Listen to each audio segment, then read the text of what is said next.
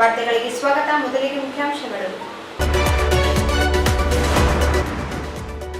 Lalitha ವೃದ್ಧಾಶ್ರಮದಲ್ಲಿ doctor Shivraj Patil ಹುಟ್ಟುಹಬ್ಬ ಆಚರಣೆ, ಅನ್ನ ಸಂತರ್ಪಣೆ. ವಾರ್ತೆಗಳ ವಿವರ.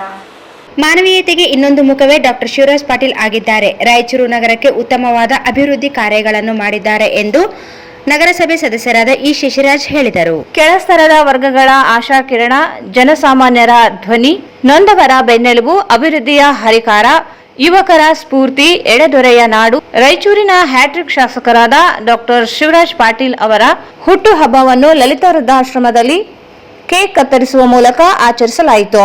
ಇದೇ ಸಂದರ್ಭದಲ್ಲಿ ನಗರಸಭೆ ಸದಸ್ಯರಾದ ಇ ಶಶಿರಾಜ್ ಶಾಸಕರಿಗೆ ಹುಟ್ಟುಹಬ್ಬದ ಶುಭ ಕೋರಿ ಮಾತನಾಡಿದರು. ಒಂದು ಬಾರಿ ಶಾಸಕರಾಗಿ ಗೆಲ್ಲುವುದೇ ಕಷ್ಟ. ಸತತವಾಗಿ 3 ಬಾರಿ ಶಾಸಕರಾಗಿ ಆಯ್ಕೆಯಾಗಿದ್ದಾರೆ. ಒಂದು ಮನೆಯ ಕುಟುಂಬದಲ್ಲಿ ಒಳ್ಳೆ ವ್ಯಕ್ತಿ ಆಗುವುದೇ ಕಷ್ಟ. ಆದರೆ ಶಾಸಕರು ರಾಯಚೂರು ನಗರದಲ್ಲಿ ಒಳ್ಳೆಯ ಶಾಸಕರಾಗಿ ಮುಂದುವರೆದಿದ್ದಾರೆ. ಮಾನವೀಯತೆಗೆ ಇನ್ನೊಂದು ಮುಖವೇ ನಮ್ಮ ಶಾಸಕರು. ರಾಯಚೂರು ನಗರಕ್ಕೆ ಉತ್ತಮವಾದ ಅಭಿವೃದ್ಧಿಯ ಕಾರ್ಯಗಳನ್ನು ಮಾಡಿದ್ದಾರೆ ಎಂದು ತಿಳಿಸಿದರು. ಇದೇ ಸಂದರ್ಭದಲ್ಲಿ ಹುಟ್ಟುಹಬ್ಬದ ಶುಭಾಶಯ ಕೋರಿದರು.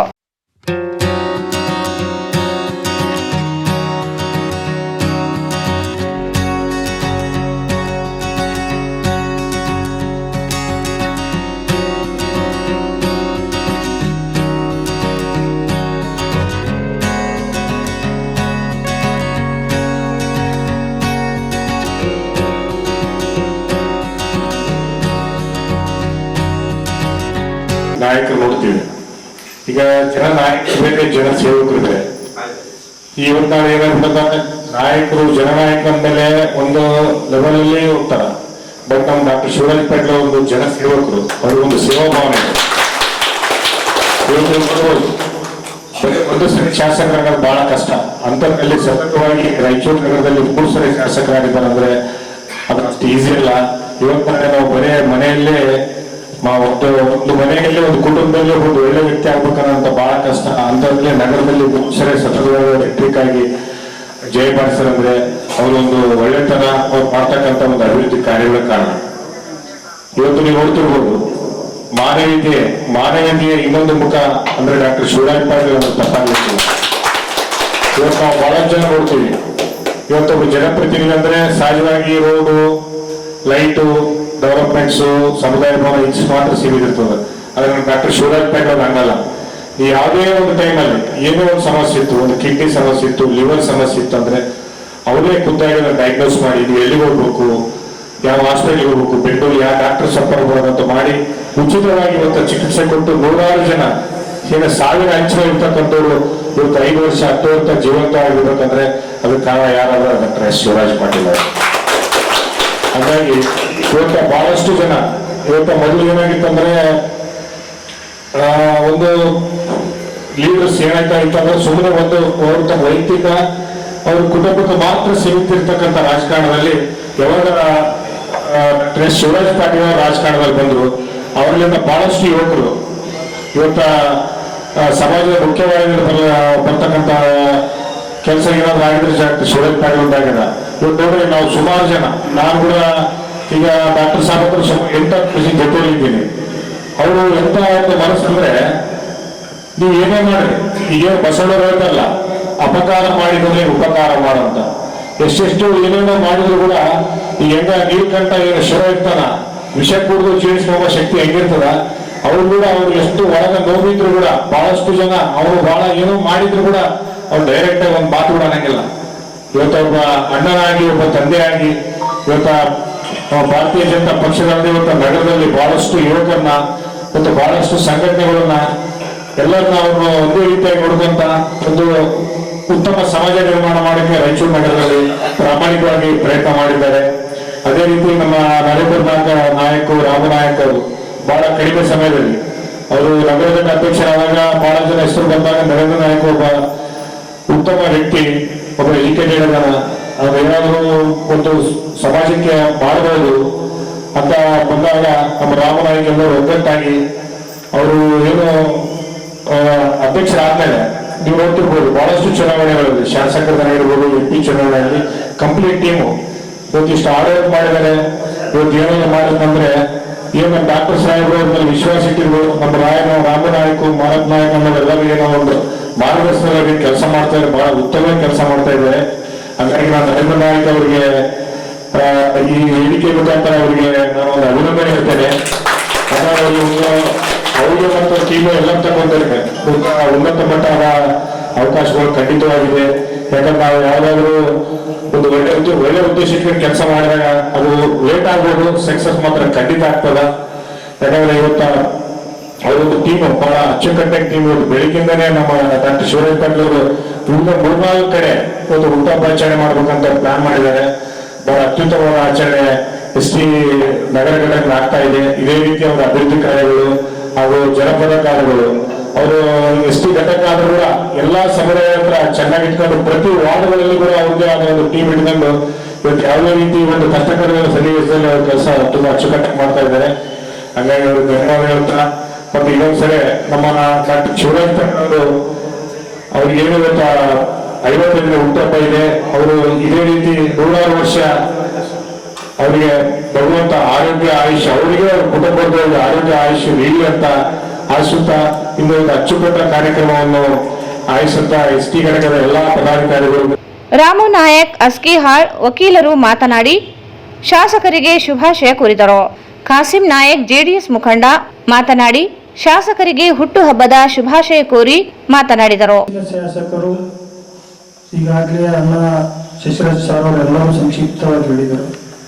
ಇವತ್ತು ಅವರ ಸೇವೆ ಏನಂತಂದ್ರೆ, ಯಾರು ಕಡುಬಡವರು ಇರ್ತಾರೋ, ಯಾರು ನೊಂದವರು ಇರ್ತಾರೋ, ಯಾರು ಅನಾಥರಾಗಿ ತಮ್ಮ ಜೀವನವನ್ನು ಮುಂದೆ ಸಾಧಿಸಲಿಕ್ಕೆ ಹಿಂದೇಟಾಗ್ತಕ್ಕಂಥವ್ರು, ಅಂಥವರಿಗೆ ಬೆನ್ನೆಲುಬಾಗಿ ನಿಂತಿರ್ತಕ್ಕಂಥ ವ್ಯಕ್ತಿ ಅಂತಂದ್ರೆ ಡಾಕ್ಟರ್ ಶಿವರಾಜ್ ಪಾಟೀಲ್ ಸಾಹೇಬರು.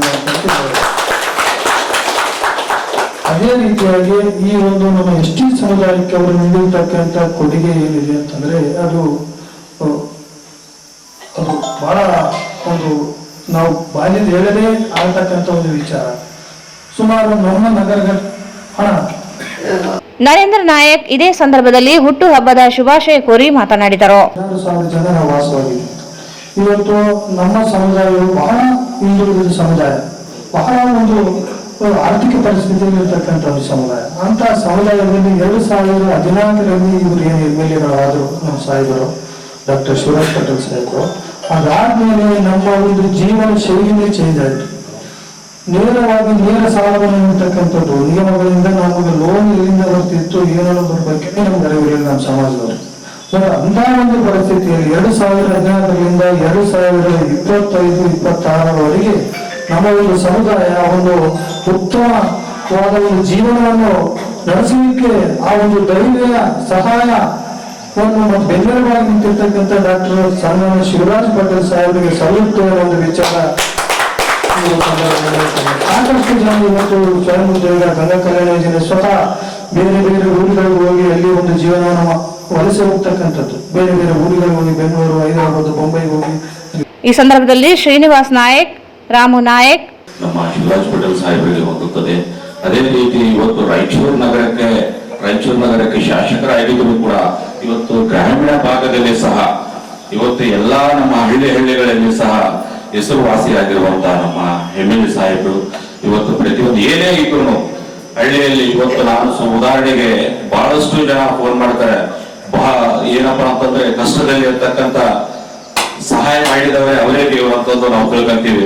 ಇವತ್ತು ಬೆಂಗಳೂರು ಲೆವೆಲಲ್ಲಿ ಇವತ್ತು ಏನೇ ಆರೋಗ್ಯ ಸಮಸ್ಯೆ ಇದ್ರು ನಮ್ಮ ರಾಯಚೂರು ಅಷ್ಟೇ ಅಲ್ಲ, ಗ್ರಾಮೀಣ ಭಾಗದಲ್ಲಿ ಇಡೀ ನಮ್ಮ ಡಿಸ್ಟಿಕ್ ಅಲ್ಲಿ ಜಿಲ್ಲಾದಲ್ಲಿ ಎಲ್ಲಾ ನಮ್ಮ ಕಾರ್ಯಕರ್ತರನ್ನು ಹಿಡಿದುಕೊಂಡು ನಡೆದುಕೊಂಡು ಹೋಗುವಂತಹ ವ್ಯಕ್ತಿ ಅಂದ್ರೆ ನಮ್ಮ ಶಿವರಾಜ್ ಪಾಟೀಲ್ ಅವರು.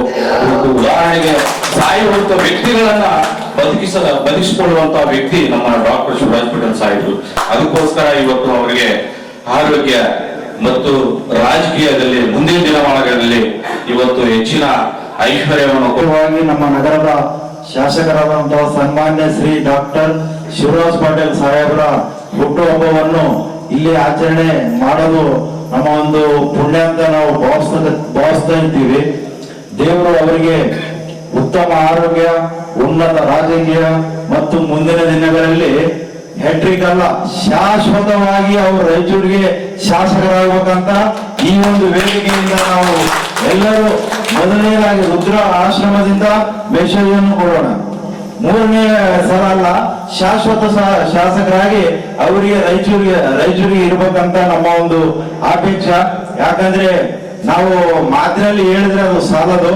ಅವರ ಒಂದು ಕೆಲಸ, ಅವರು ಮಾಡಿದ ಒಂದು ಅಭಿವೃದ್ಧಿ ನಿಂತು ನೋಡಿ.